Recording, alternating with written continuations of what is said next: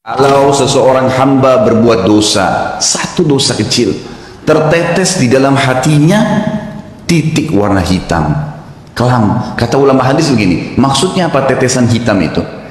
Dia akan merasa beberapa hari ke depan hidupnya gelap, hidupnya sulit dengan satu dosa kecil. Hidupnya sulit, kelam, banyak pintu-pintu rezeki yang masih tertutup sampai titik hitam itu bersih. Apa kata Ibnu Umar radhiyallahu anhu? Aku mengetahui beratnya dosa kecil yang aku lakukan. Ahkar dzam, dosa yang paling kecil. Mungkin kita cuma melihat sesuatu yang biasa, mungkin cuma sekedar dengar sesuatu yang tidak disengaja. Saya tahu Allah mengharamkan saya sholat berjamaah subuh di masjid sebulan. Terharamkan dari ibadah gara-gara dosa yang paling kecil bagi dia.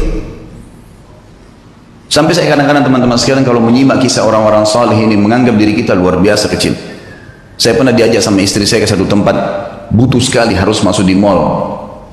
Lalu kemudian saya ambil headset handphone saya pasang di kuping. Sambil saya dengarkan ceramah saya sendiri atau saya dengarkan tilawah. Waktu itu tiba-tiba terlintas di benak saya seperti itu. Sebelumnya subhanallah saya nggak pernah terfikir. Kalau saya masuk ada musik saya pikir ini adalah hal yang biasa. Bukan saya yang putar kok gitu kan. Tapi setelah saya simak kisah-kisah orang soleh ini dan saya pahami makna hadis tadi yang saya sebutkan, ternyata titik noda hitam di dalam hati dari dosa itu walaupun kecil sudah cukup mengharamkan kita dari nikmatnya ibadah yang luar biasa gitu kan. Sampai saya pasang headset tersebut, saya putar. Saya belum menasihatkan istri saya karena saya sendiri juga masih saya sendiri masih butuh itu. Sambil jalan kemudian selesai belanja kami keluar dari mall, lalu dia tanya, kenapa tadi pakai headset? Saya bilang, bukan tadi kamu dengar musik di sana sini? Dia bilang iya, tapi kan bukan kita yang putar. Saya bilang iya. Ingat, dosa itu seperti segelas racun. Kamu tahu atau tidak tahu itu racun, tetap akan berefek. Saya tidak mau noda iman saya. Betul-betul memang saya rasakan sendiri selama ini. Subhanallah, kalau saya jalan ke mall dan dengar musik pun, begitu pulang berbeda ibadahnya. Ada gangguan di ibadah sholat malam, ada gangguan di bacaan Al-Quran, ada gangguan di ibadah-ibadah yang lain. Dan itu nyata memang, subhanallah. Makin kental kita jaga hubungan dengan Allah subhanahu wa ta'ala, makin jeli kita hati-hati dalam menjaga hubungan dengan Allah, maka makin kental hubungan dengan Allah subhanahu wa ta'ala, makin terasa itu kenikmatan imannya. Makanya syaitan berusaha untuk mengelabui itu. Bagaimana caranya supaya bisa rusak itu? Coba kita simak sekarang kisah, banyak kisah-kisah orang saleh. Kalau kemarin ada beberapa sahabat yang kita angkat kisahnya dalam generasi emas Islam, kita coba korek sekarang kisah tabi'in. Mungkin ada di antara anda yang mengatakan itu kan Ustadz kemarin sahabat, lihat Nabi. Baik, kita lihat generasi tabi'in. Kita lihat generasi yang tidak jauh dari kita, tidak melihat juga Nabi Muhammad SAW. Saya akan angkat misalnya contoh teman-teman sekalian Muhammad bin Sirin rahimahullah. Muhammad bin Sirin ini salah satu ulama tabi'in yang terkenal dengan keimanannya dan beliau ahli ta'wil mimpi. Pedagang di pasar. Satu waktu beliau berdagang, kemudian ada dagangan, dia ragu nih, syubhat. Ini kayaknya salah nih. Ragu, cuman ragu bimbang. Harganya 40.000 dirham. Ini luar biasa jumlahnya. Ini bisa mungkin sampai puluhan juta, mungkin 60-70 juta. Ditinggalin sama dia, nggak jadi transaksi. Dia ragu, kalau sumbernya ini kayaknya haram nih. Tinggalin sama dia. Satu pasar heboh. Padahal cuma dia yang memang punya peluang untuk mendapatkan keuntungan itu. Nggak mau, ditinggalin sama dia. Tersebar berita Muhammad bin Sirin meninggalkan 40.000 dirham. Ini bukan hal yang ringan. Seorang pedagang tahu nih keuntungannya. Baiklah.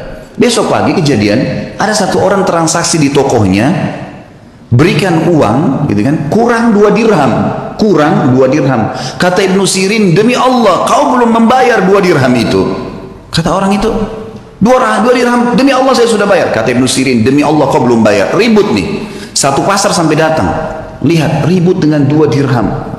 Lalu kata teman-temannya, waktu itu akhirnya orang ini akhirnya membayar 2 dirham. Setelah itu Ibnu Sirin berikan barangnya, pergi. Orang-orang pasar tanya, wah Ibnu Sirin, kemarin anda meninggalkan 40.000 dirham karena syubhat. Sekarang anda bersumpah atas sama Allah kena ngejar 2 dirham. Apa kata Ibnu Sirin? Orang yang mengenal Tuhannya. Ini yang penting teman-teman sekalian. Dia mengatakan, demi Allah saya bersumpah karena saya tidak mau dia makan haram, karena saya tahu itu haram bagi dia. Dia tinggalkan 40.000 dirham yang bisa dia dapatkan. Kadang-kadang kita, alah nanti aja deh, kan? Gampang nanti baku atur kalau orang kita bilang. Biasa begitu. Tutup mata aja dulu, yang penting sekarang masuk dulu uangnya.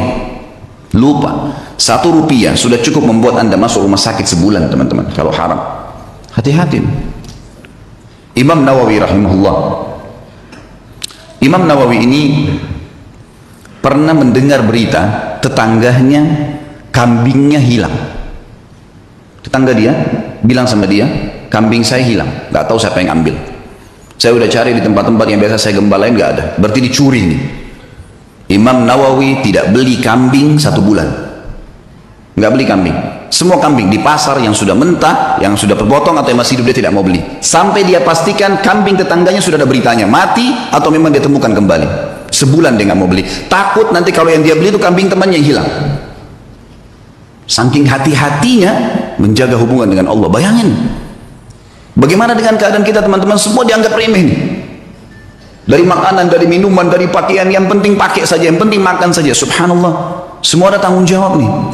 Harus hati-hati menjaga hubungan dengan Allah Subhanahu wa ta'ala. Ibnu Sirin ini pernah menasihatin seseorang dengan nasihat yang sangat santun. Orang ini kebetulan mencaci maki Hajjaj bin Yusuf. Kalau teman-teman belum kenal Hajjaj bin Yusuf, orang ini luar biasa jahatnya. Hajjaj bin Yusuf ini terkenal dengan kejahatan, gitu kan. Artinya orang ini suka menyiksa orang, suka mukul orang, gitulah ceritanya, gitu kan. Yang jelas ringkas cerita, Hajjaj bin Yusuf ini dicaci maki oleh seseorang di sebelah Muhammad bin Sirin. Ini orang gini, ini caci maki macam-macam. Kata dia, nasihatnya sangat luar biasa.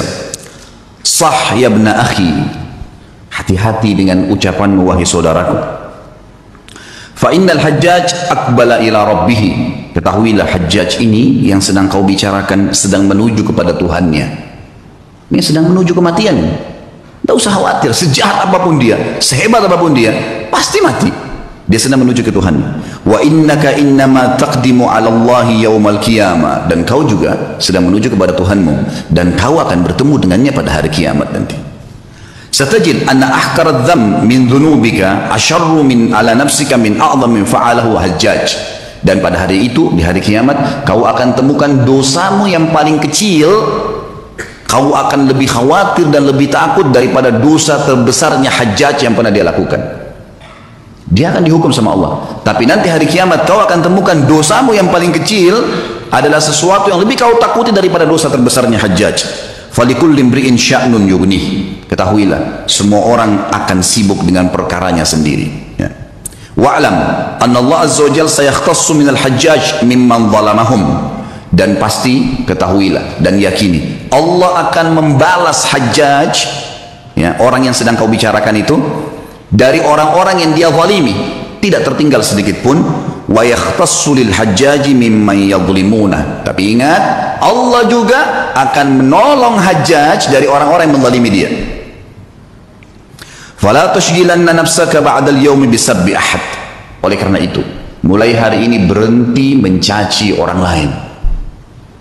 Nasihat yang luar biasa. Karena orang kenal Tuhannya. Orang buruk pun jangan ceritain, tidak usah urus-urusannya orang. Sudahlah, gitu kan. Tugas kita kalau kita lihat aib pada diri orang, alhamdulillah nggak ada pada saya. Ya Allah berikan dia hidayah. Cukup, sebatas itu saja. Jangan lebih.